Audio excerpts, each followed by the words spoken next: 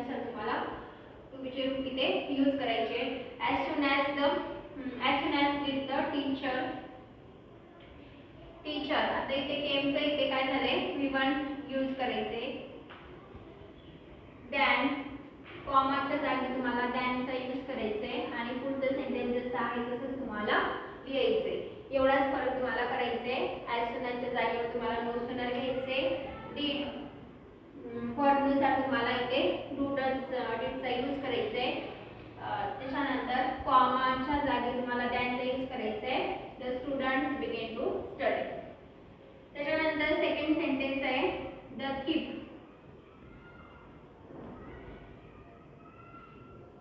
The thief saw the police, he ran away.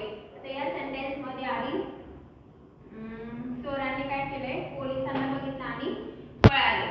तर जी आधी action झाली आहे कोणती झाली आहे चोरांनी आधी काय केले पोलिसांना बघितलं नंतर ते पळाले. दोन्ही ऍक्शन आपल्या सोबत झाले बघितलं आणि पळालं एका लागोपाठ ऍक्शन झालं. म्हणून काय घ्यायचे नो सूनर तुमचं वर्ब चेक करायचं इथे तुम्हाला ऍक्शन वर्ड कसं आहे फर्स्ट फॉर्म मध्ये की सेकंड फॉर्म मध्ये. तर त्यानुसार तुम्हाला इथे काय यूज करायचे डू डज डीड यूज करायचे.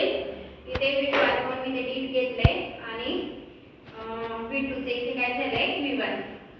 No sooner did the thief see the police कॉमाच्या जागी तुम्हाला then चा यूज करायचा आहे.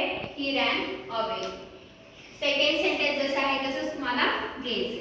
परत थर्ड सेंटेन्स मध्ये as soon as च्या जागेवर काय घ्यायचे नो सूनर वर्ब इथे क्लोज इथे V2 आहे ते इथे काय यूज केलंय did.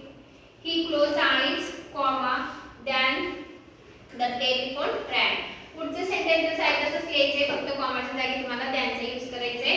इथे फक्त एवढंच लिहिताना चेक करायचे तुमचं V2 आहे की V1 आहे त्यानुसार